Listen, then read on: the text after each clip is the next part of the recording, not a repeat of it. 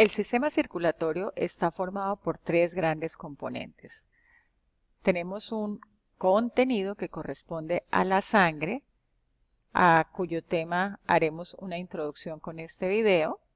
Tenemos un continente que corresponde a los vasos sanguíneos y tenemos una bomba que corresponde al corazón. Hablemos de las características generales de la sangre. Por un lado, la sangre es más viscosa que el agua. En segundo lugar, la sangre tiene un pH aproximado de 7,4 con un rango entre 7,35 y 7,45. Su temperatura oscila alrededor de 37 grados centígrados con un rango entre 36,5 y 37,5.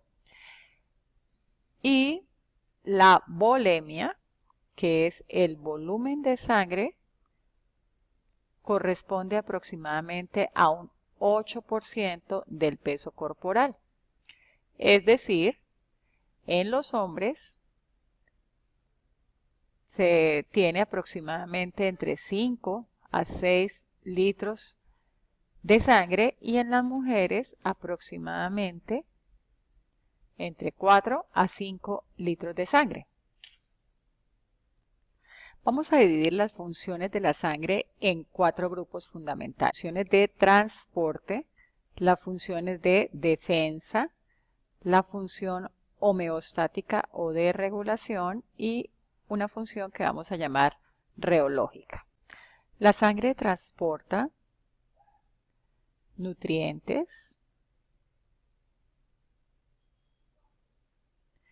transporta gases,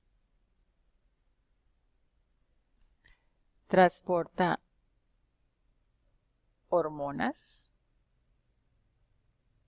productos de desecho desde las células hacia los sitios de eliminación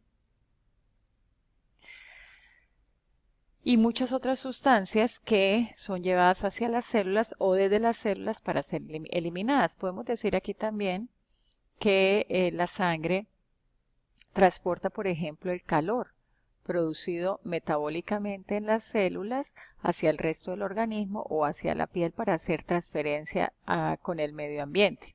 Por otro lado, la función de defensa la podemos dividir en dos grupos. Por un lado, la función de defensa que van a cumplir los leucocitos protegiéndonos de las infecciones.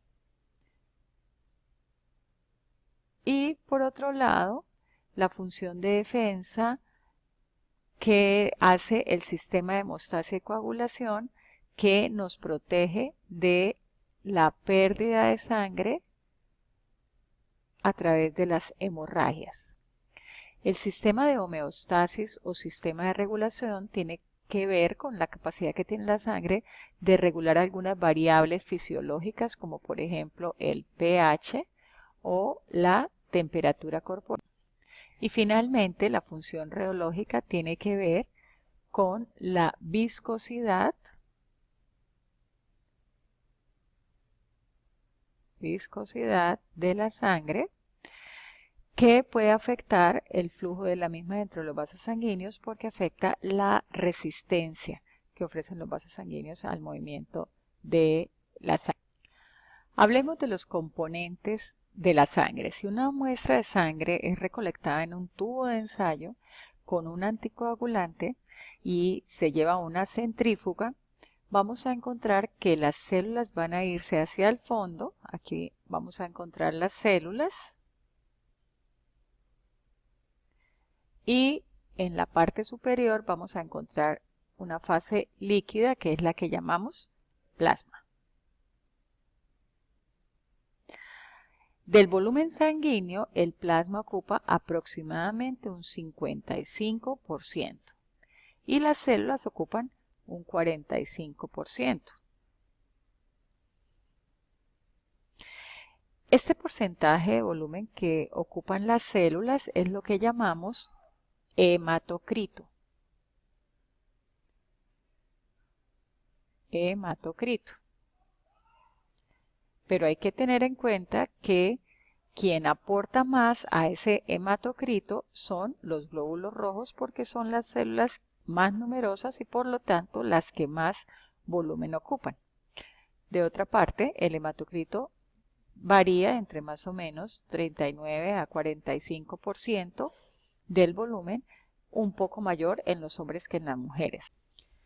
También es importante tener en cuenta que el hematocrito es un valor relativo, es decir, varía de acuerdo al volumen que ocupa el plasma. Si por alguna razón aumentamos el volumen de plasma, pues el porcentaje ocupado por las células va a disminuir sin que esto signifique que han disminuido el número de células, especialmente el número de glóbulos rojos. O sea que hay que mirar con cuidado el valor del hematocrito para poder interpretar esta prueba de laboratorio.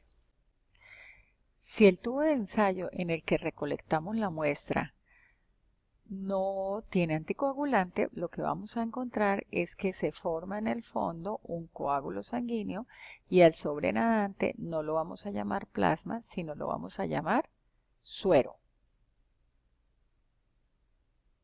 El suero es muy similar al plasma, pero vamos a ver que no contiene varios de los factores de la coagulación que se utilizaron para formar el coágulo.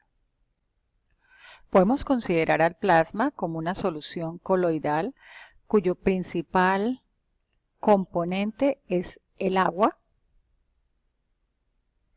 Aproximadamente el 91% del plasma es agua, que actúa como solvente y el restante 9% corresponde a todos los solutos que están disueltos en el agua, de los cuales uno de los principales componentes son las proteínas,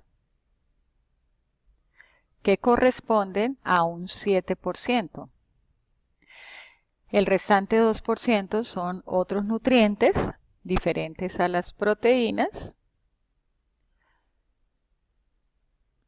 Por ejemplo, la glucosa, las vitaminas, los lípidos. Vamos a encontrar allí también disueltas hormonas. Vamos a encontrar disueltos los gases, productos de desecho y finalmente vamos a encontrar iones o electrolitos como por ejemplo el sodio, el potasio, el cloro, el calcio, el hierro, el magnesio, el cobre, entre otros.